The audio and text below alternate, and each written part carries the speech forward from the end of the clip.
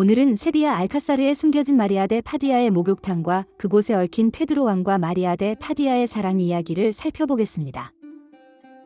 세비야의 알카사르에는 마리아 데 파디아의 목욕탕이라 불리는 곳이 있다. 마리아 데 파디아는 세비야 알카사르의 하이라이트 중 하나인 페드로 왕의 궁전을 건설하게 한 페드로 왕의 애인이었다. 페드로 왕은 다른 어떤 여성보다도 마리아 데 파디아를 사랑했으며 그녀가 왕비가 되기에는 불가능했음에도 불구하고 그가 평생 동안 사랑한 유일한 여성이었다. 페드로 왕은 마리아 데 파디아를 가장 사랑하여 그녀와 함께 세 딸과 한 아들을 낳았다. 헌데 아이러니하게도 알폰소 11세에게 고통받던 어머니를 보며 자란 페드로는 아버지의 행동을 되풀이했다. 알폰소 11세는 정실부인 마리아와의 사이에서는 페드로 왕을 포함한 단 한 명의 아들만을 가졌지만 정부인 구스만 가문의 레오노르와는 10명의 자녀를 두었고 그녀를 평생 더 사랑하고 소중히 여겼다. 마리아 데 파디아의 목욕탕에는 전해져 내려오는 이야기가 있다. 마리아 데 파디아는 체구는 작지만 뛰어난 몸매를 자랑했다.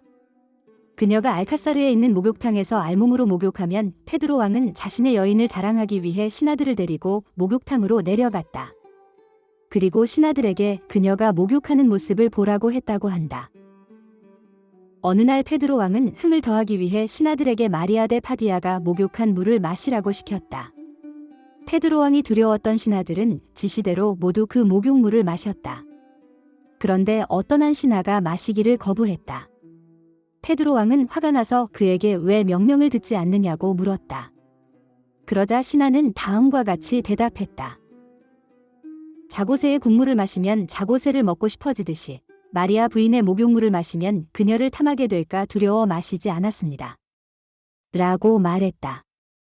이 이야기는 세비야 알카사르와 마리아 데 파디아의 전설이다.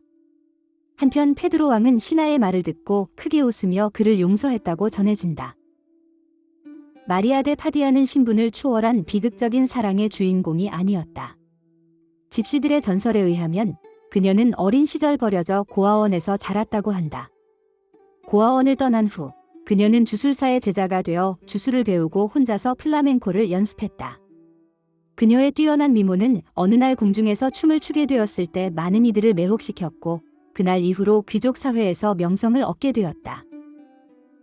당시 세비야의 시민들은 마리아 데 파디아를 마녀로 여겼다.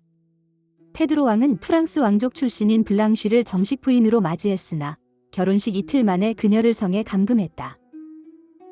이는 프랑스가 약속한 지참금을 지급하지 않았기 때문이었고 페드로 왕의 이복 형제가 그녀를 호송하던 중 그녀를 사랑하게 되었다는 소문도 있었다. 그러나 미신을 믿는 사람들은 마리아 데 파디아가 마법을 사용하여 블랑쉬와 페드로 왕 사이를 이간했다고 생각했다. 마리아 데 파디아가 페드로 왕과 결혼을 앞둔 블랑쉬에게 황금 허리띠를 선물했다고 전해진다. 블랑쉬가 마리아 데 파디아가 마법을 사용할 수 있다는 사실을 알았더라면 아마도 조심했을 것이다. 하지만 스페인에 처음 도착한 블랑쉬는 마리아 데 파디아에 대해 잘 알지 못했다. 그녀는 그것이 단순한 결혼 축하 선물인 줄 알고 감사하게 받아들였다. 결혼식을 잘 마친 후 첫날 밤을 맞이하여 블랑쉬는 페드로 왕에게 좋은 인상을 주기 위해 아름다운 드레스를 선택했다. 그리고 어떤 허리띠를 멜지 고르던 중 마리아 데 파디아가 선물한 황금 허리띠가 눈에 띄었다. 그 황금 허리띠는 다른 어떤 허리띠보다도 더 화려하고 아름다워 보였다. 황금 허리띠를 착용한 블랑쉬가 기다리고 있는 페드로 왕의 침실로 갔다. 페드로 왕은 다가오는 블랑쉬를 보고 깜짝 놀랐다. 그의 눈에는 블랑쉬가 허리에 끔찍한 뱀을 감고 있는 것처럼 보였다. 블랑쉬는 자신의 모습을 모른 채 수줍게 웃으며 페드로 왕에게 다가갔다. 페드로 왕은 그 모습에 놀라 도망쳤고 이후 그녀를 혐오하게 되어 그녀와 함께 살지 않겠다고 선언했다. 전설에 따르면 마리아 데 파디아는 황금 허리띠에 주문을 걸어 착용 시 허리띠가 뱀처럼 보이게 했다고 한다. 이 때문에 당시의 일반 백성들은 페드로 왕이 블랑쉬를 버린 이유가 마리아 데 파디아의 마법 사용 때문이라고 믿었다. 1361년 7월 마리아 데 파디아는 페스트로 인해 사망했다. 그녀의 죽음에 페드로 왕은 깊은 슬픔에 잠겼다.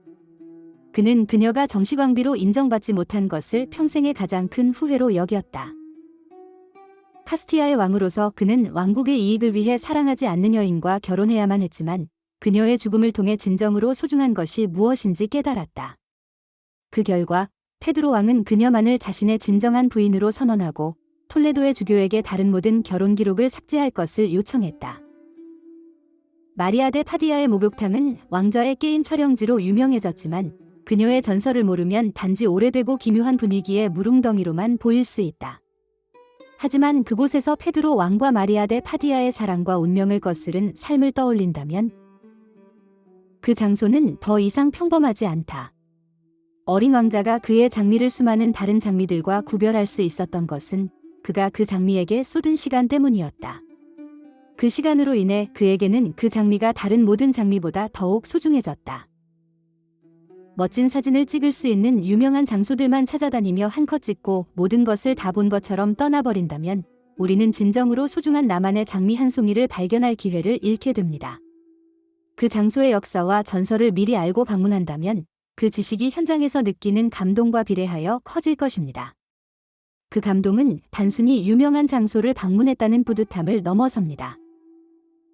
지금까지 마리아 데 파디아와 그녀를 평생 유일한 연인으로 여겼던 카스티아의 페드로 왕과의 전설적인 사랑 이야기를 살펴보았습니다. 감사합니다. 구독과 좋아요 부탁드립니다.